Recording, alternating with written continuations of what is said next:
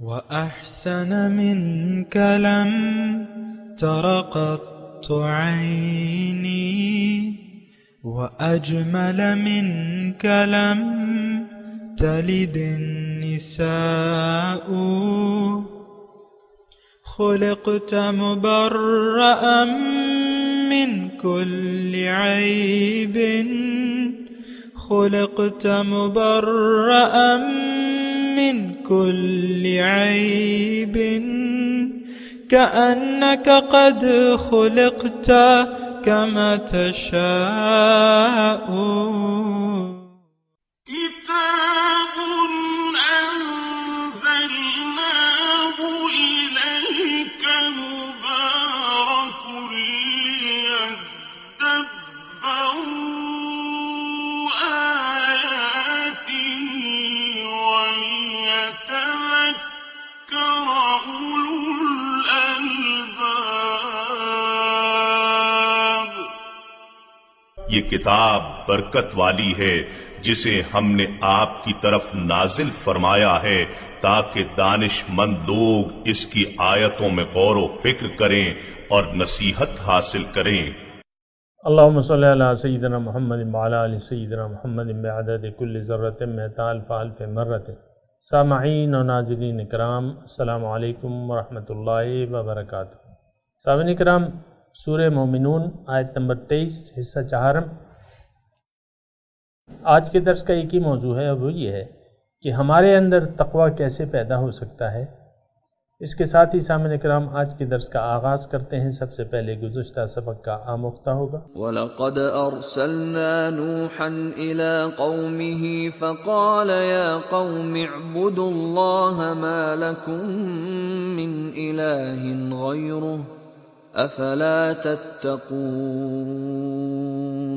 اور بے شک ہم نے نوح علیہ السلام کو ان کی قوم کی طرف بھیجا تو انہوں نے فرمایا، اے لوگو تم اللہ کی عبادت کیا کرو، اس کے سوا تمہارا کوئی معبود نہیں ہے، تو کیا تم نہیں ڈرتے؟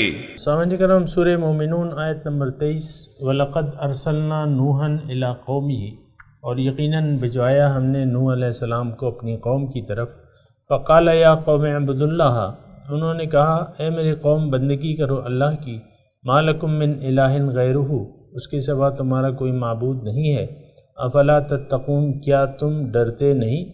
تقوی پہ بات ہو رہی تھی سامعین کرام کہ تقوی جو ہے ملاک الحسنات ہے، نیکیوں کا جڑ ہے، منبع ہے نیکیوں کا۔ تمام نیکیاں جو ہیں وہ مقبول ہیں جن کی بنیاد جو ہے تقوی الہی ہو یا رضا الہی ہو۔ ظاہر ہے تو تقوی الہی اگر ہماری زندگی کی بنیاد نہیں بنتی تو پھر تمام کاموں میں جس کام میں تقوی نہ ہو، اخلاص نہ ہو، اخلاص فی الدین جو عام الفاظ سنتے رہتے ہیں نا، تو جن کاموں میں اخلاص نہ ہو سامعین کرام تو وہ پھر ریاکاری کے زمرے میں آ جاتا ہے،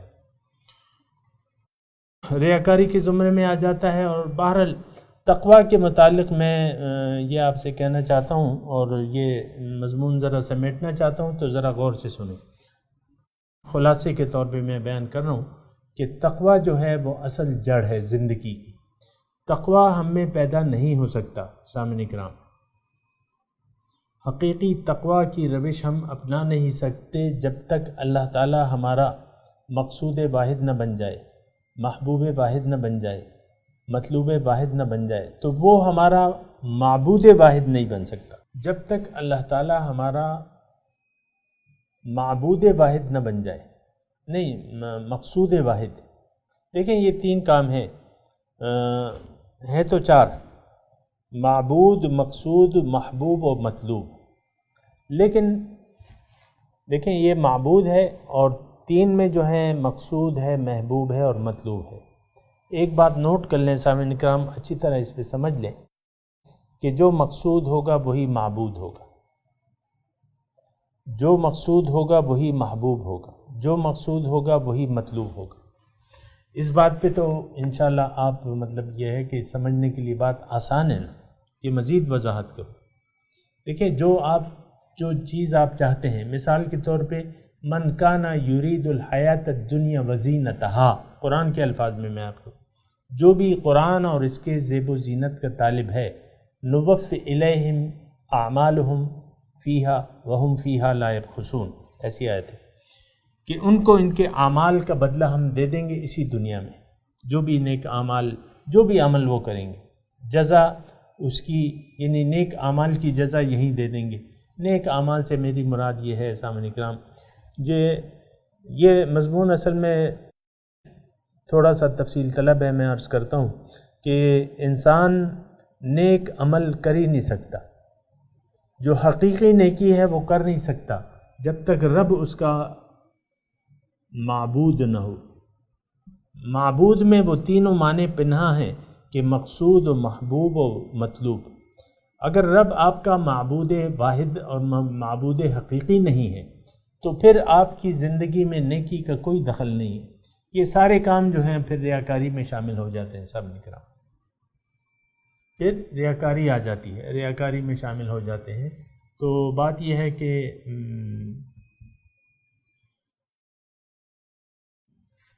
جب ریاکاری آ جائے تو بس پھر تو ریاکاری شرک ہے سامنے کرام، یہ آپ کو میں عرض کر دوں۔ بہرحال تفصیل کی میں ابھی نہیں کر رہا، میں تقویٰ کی جو ہے بنیادی باتیں میں عرض کرتا ہوں۔ تقویٰ جو ہے وہ جڑ ہے، تقویٰ۔ افمن اسس بنیانہ علی تقویٰ من اللہ خیر ام من اسس بنیانہ علی شفا جرف ہار فانہار بہ فی نار جہنم، سورہ بقرہ کے غالباً مضامین، کہ جس نے وہ شخص جس کی زندگی کی بنیاد تقویٰ پہ ہو۔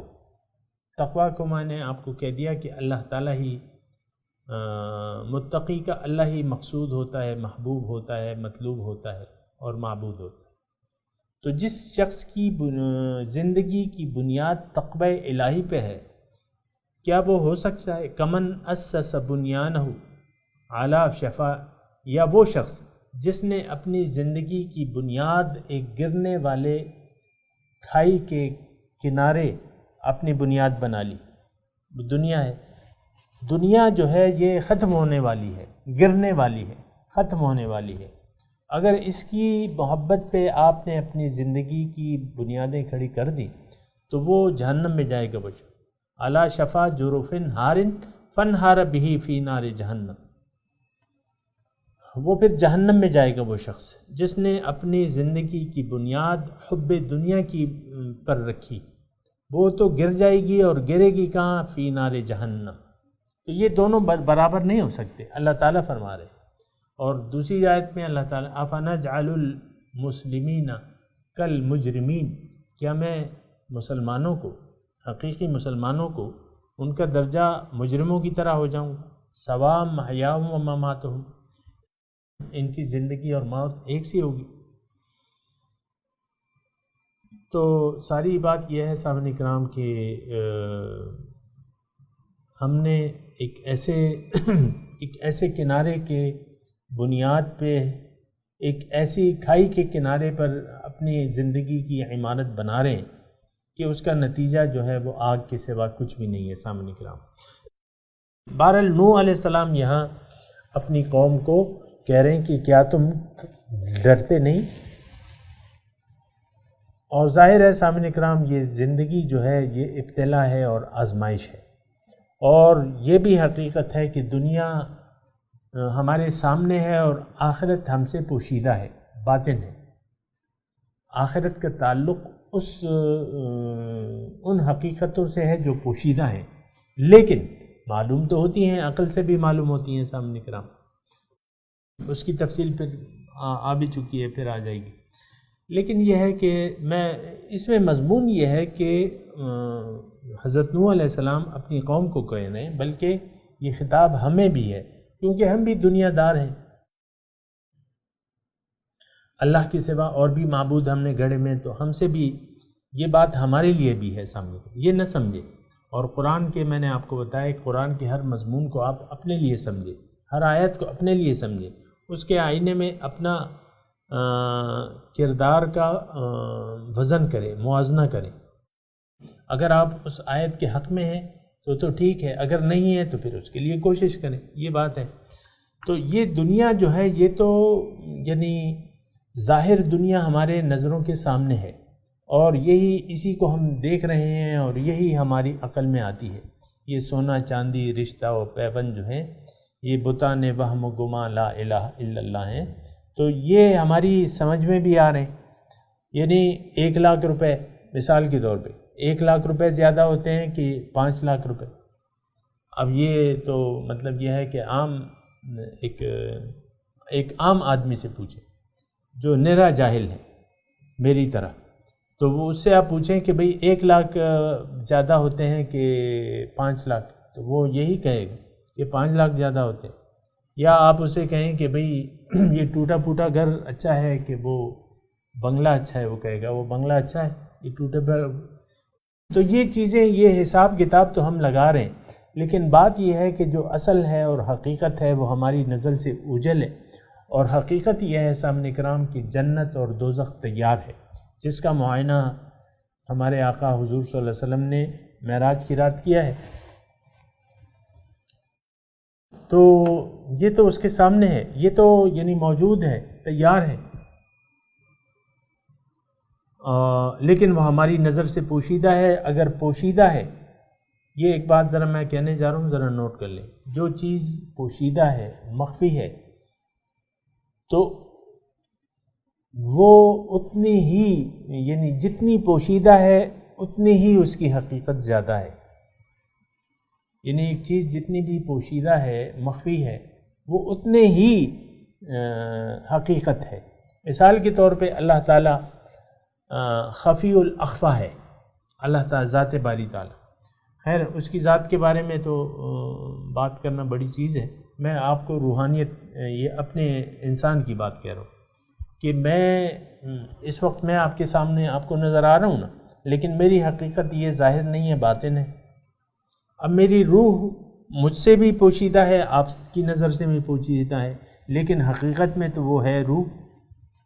حقیقی وجود تو وہی روح کا ہے۔ جسم میں 2 اجزاء ہیں، ایک ظاہر ہے ایک باطن ہے، لیکن اصل وجود جو ہے، میں اگر بات چیت کر رہا ہوں اور آپ سے بات چیت کر رہا ہوں، آپ کو دیکھ رہا ہوں، آپ سے ہاتھ ملا رہا ہوں، یا جو کچھ بھی کر رہا ہوں، لیکن اس کی بنیاد تو وہ روحانی قوت ہے، وہ روح ہے جو میرے اندر موجود ہے۔ اگر وہ روح مجھ سے قبض کر لی جائے، اور انشاءاللہ بہت جلدی وہ موقع آ جائے گا کہ روح میری جو ہے وہ پرواز کر جائے گی اپنے رب کی طرف، تو بہرحال تو جو پوشیدہ چیز ہوتی ہے وہی حقیقت ہوتی ہے۔ میں آپ سے یہ بات کہہ رہا ہوں۔ اب دیکھیں پھول ہے، مثال کے طور پھول ہے، وہ اپنے اس میں لگا ہوا ہے، اپنے درخت میں لگا ہوا ہے، اور وہ بس تر و تازہ ہے، اور ہر روز جو ہے وہ کھلا رہتا ہے۔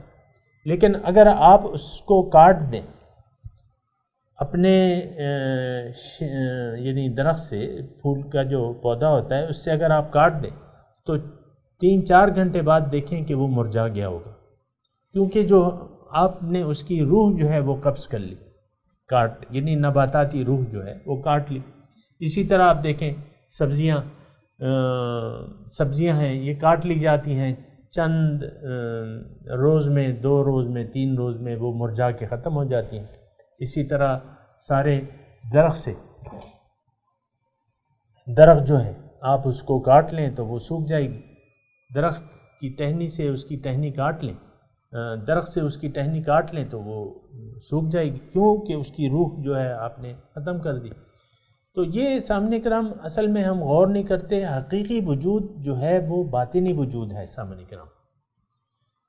تو میں انسان ہوں، آپ انسان ہیں، تو ہمارا تو وجود حقیقی باطنی ہے، روحانی وجود ہے، اور ہماری روح تو جو ہے وہ تو طائر لاہوتی ہے، اس کی منزل تو لاہوت ہے، اس کا مقصود لاہوت ہے۔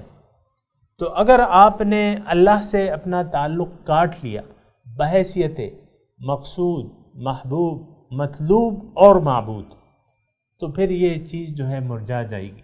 پھر کیا ہوتا ہے سامنے کرام؟ پھر یہ ہوتا ہے کلا بران علی قلوبہم ما کانوا یکسبون، میں نے ان کے دلوں پہ زنگ چڑھا دیا، زنگ چڑھ گیا بسبب ان کے اعمال کے جو وہ اللہ تعالیٰ کو بھلا کے کر رہے تھے۔ اللہ تعالیٰ کی یاد سے ولا تطع من اغفلنا قلبه عن ذکرنا واتبع هواه وكان امره فرطا، آپ ہرگز پیروی نہ کیجیے اس شخص کی جس کا دل میری یاد سے غافل ہے اور یہ خواہشات نفسانی پہ زندگی گزار رہا ہے، اور اس کا ہر کام جو ہے افراط و تفریط پہ مشتمل ہے، اس کا کہنا نہ مانیے۔ من اغفلنا قلبہ، دیکھیں ایک ایک آیت جو ہے وہ بہت بنیادی آیت ہے، جس کا دل میری یاد سے غافل ہے۔ اور اب نتیجہ کیا ہے؟ سامعین اکرام، یہ بہت اچھا ایک ٹیسٹ میں آپ کو دے رہا ہوں، اور اکثر میں کوشش کرتا رہتا ہوں کہ آپ اپنا محاسبہ خود کر لیں۔ دیکھیں، اگر یعنی آپ کو کیسے پتہ چلے گا کہ میرا دل اللہ کی یاد سے غافل ہے یا غافل کہ حاضر ہے، اللہ کی یاد میں ڈوبا ہوا ہے یا اللہ کی یاد سے غافل ہے؟ یہ پتہ آپ کو کیسے چلے گا؟ میں آپ کو کہہ رہا ہوں کہ آپ یہ دیکھیں کہ آپ زندگی کی جو روز و شب آپ گزار رہے ہیں، اس کی بنیاد آپ کی ذاتی خواہشات نفس ہے کہ نہیں اللہ تعالیٰ سے ایک رابطے میں آپ جڑے ہوئے ہیں، اور اللہ تعالیٰ کی رضا کو مد نظر رکھ کے آپ زندگی کے روز و شب گزار رہے ہیں؟ اگر ایسا ہے کہ آپ کا دل اللہ کی یاد میں ڈوبا ہوا ہے، اس کا نتیجہ یہ ہوگا کہ آپ پہ ایک محتاط، آپ پہ ایک تقوی کی کیفیت طاری ہوگی، ہر بات میں، ہر عمل میں آپ متقی یعنی تقوی کی ایک زندگی ہوگی۔ اگر ایسا نہیں ہے اور آپ سمجھتے ہیں کہ یار یہ اللہ کی یاد کیا ہوتی ہے، یہ تقوی کیا چیز ہوتی ہے، اور پھر آپ یہ دیکھیں، یہ میں آپ کو ایک ٹیسٹ کیس دے رہا ہوں نا، آپ دین کے پابند ہیں یا دین کو آپ نے اپنی خواہشات کا پابند بنا لیا ہے؟ یعنی دین کیا ہے؟ یہ روزمرہ کے افعال اور اعمال جو کر رہے ہیں، یہ دین ہے حقیقت میں، باطل ہے یا صحیح ہے لیکن ہے یہ دین، جو بھی ہم زندگی گزار رہے ہیں۔ اگر یہ زندگی ہم من چاہی گزار رہے ہیں، اور ہر شخص، میرا جہاں تک یہ ہے کہ ہم میں سے ہر شخص من چاہی زندگی گزارنا چاہتا ہے، تو من چاہی زندگی اگر آپ کو گزار رہے ہیں تو اس کا مطلب یہ ہے کہ آپ کا دل اللہ کی یاد سے غافل ہے، اور یہ آیت اس کی بنیاد ہے۔ سامعین اکرام، میں دلیل میں آپ کو یہ آیت پیش کر رہا ہوں، وَلَا تُطِعْ مَنْ أَغْفَلْنَا قَلْبَهُ عَنْ ذِكْرِنَا وَاتَّبَعَ هَوَاهُ، اور آپ ہرگز کہنا نہ مانیے اس شخص کا جس کا دل میری یاد سے غافل ہے، اور نتیجتاً وہ کیا کر رہا ہے؟ وَاتَّبَعَ هَوَاهُ، اپنی خواہشات پہ زندگی گزار رہا ہے، وَكَانَ أَمْرُهُ فُرُطًا۔ تو بہرحال سامعین کرام، میں یہ تقوی کی بات کر رہا ہوں، افلا تتقون۔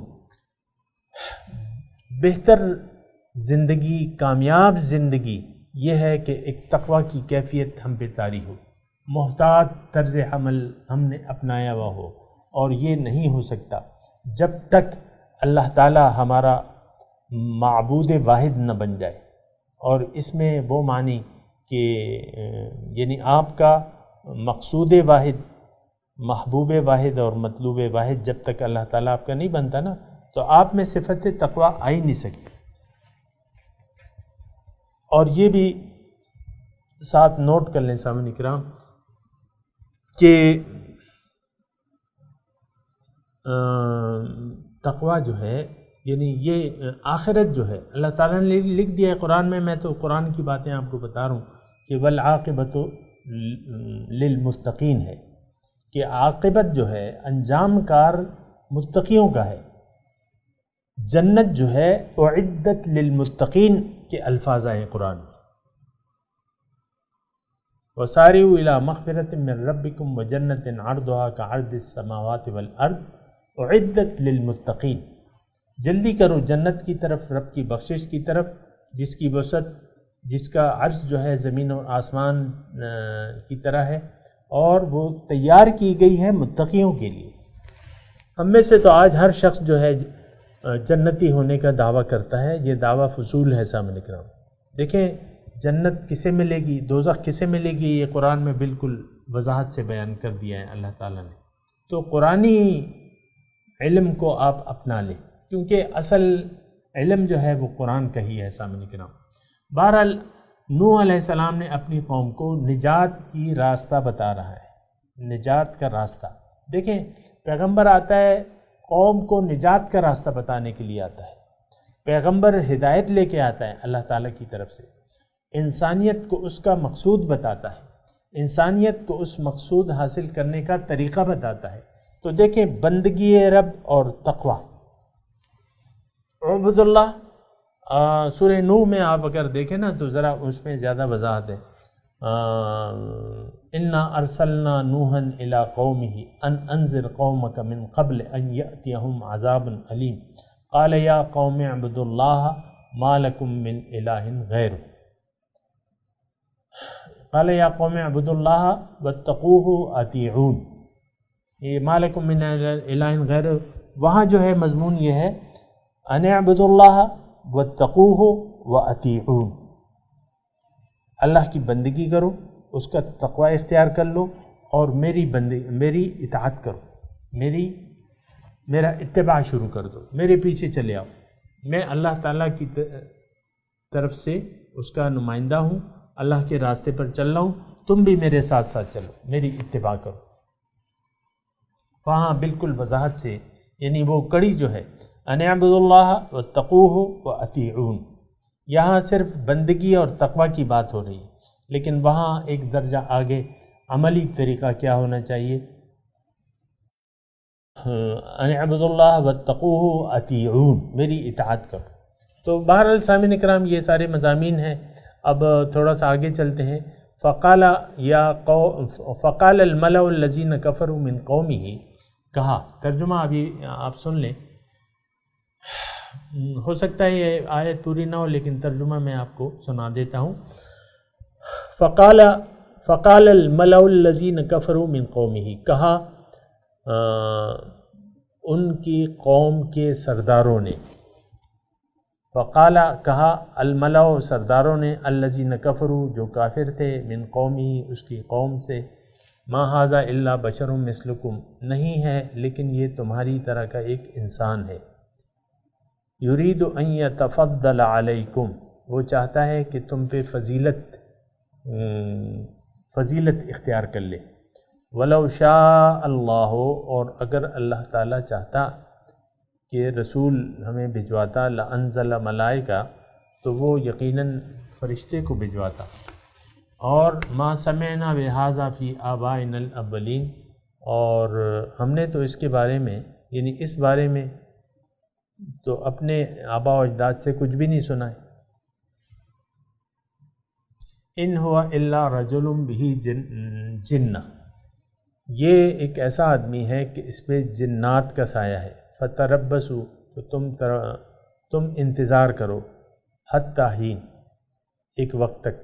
سامعین کرام آپ نے ترجمہ سنا، اور اس میں جو قوم، اول تو ظاہر ہے کہ جو مقتدر لوگ تھے،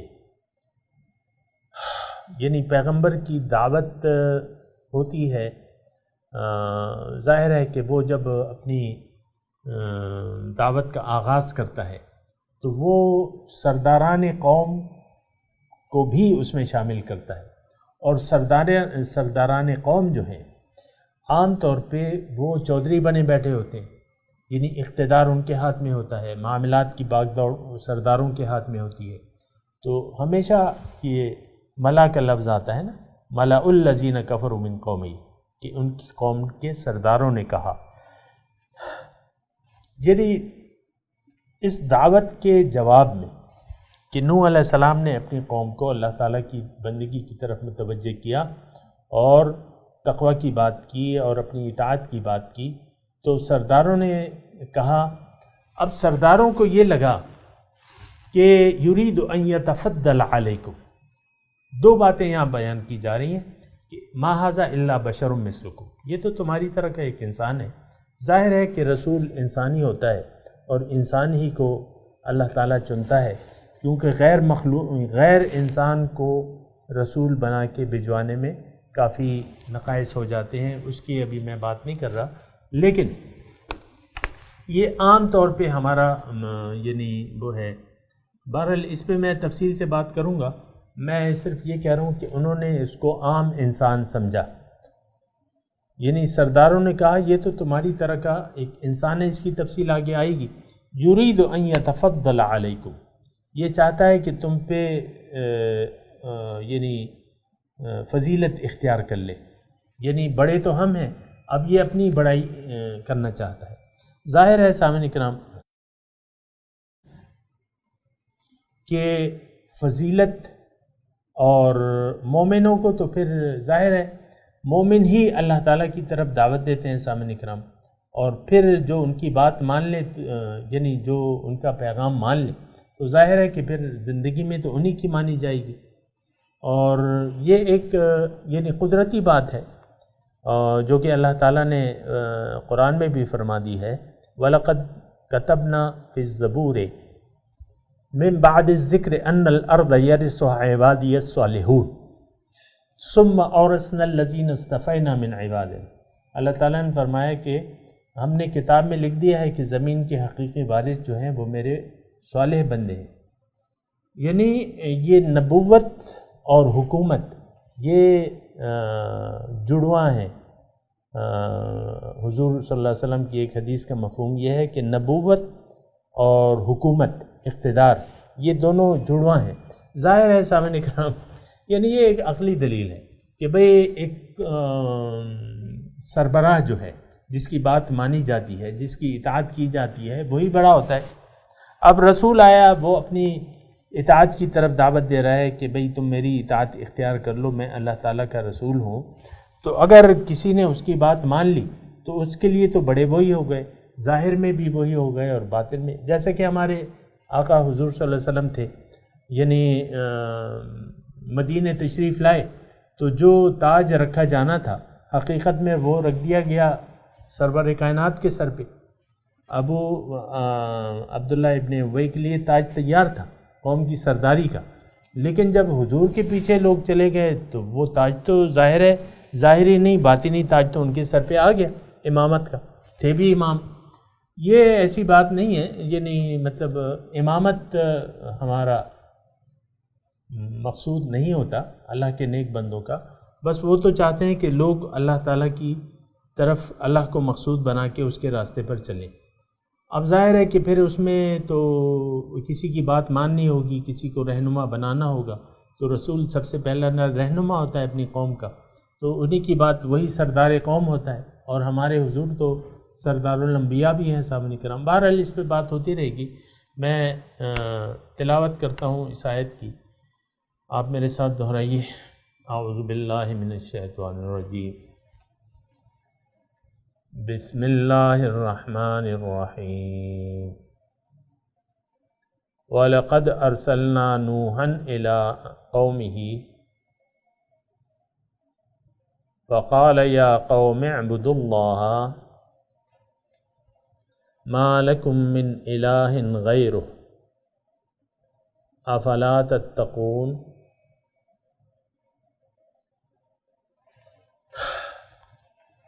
اور ہم نے بھجوایا نوح علیہ السلام کو اپنی قوم کی طرف. انہوں نے کہا اے میری قوم بندگی کرو اللہ کی، تمہارا کوئی معبود نہیں ہے ماں سوا اس کے، کیا تم ڈرتے نہیں؟ سامعین کرام اب آیت کی تلاوت اور ترجمہ. وَلَقَدْ أَرْسَلْنَا نُوحًا إِلَىٰ قَوْمِهِ فَقَالَ يَا قَوْمِ اعْبُدُوا اللَّهَ مَا لَكُم مِّنْ إِلَٰهٍ غَيْرُهُ أَفَلَا تَتَّقُونَ. We sent Noah to his people. He said, O my people, worship God. You have no deity other than him. Will you not take heed? فَقَالَ الْمَلَأُ الَّذِينَ كَفَرُوا مِن قَوْمِهِ مَا هَٰذَا إِلَّا بَشَرٌ مِّثْلُكُمْ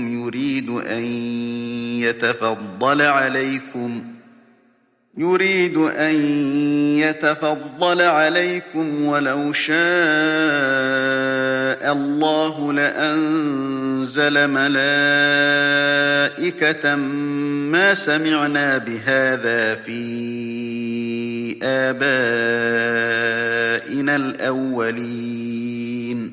But the notables of his people, who disbelieved, said, "This is nothing but a human like you who wants to gain superiority over you. Had God willed, he would have sent down angels. We never heard of this from our forefathers of old."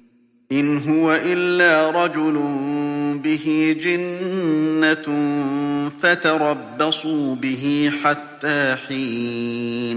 He is nothing but a man possessed. Just ignore him for a while. سامعین اکرام، اس کے ساتھ ہی آج کے درس کا وقت اختتام کو پہنچا۔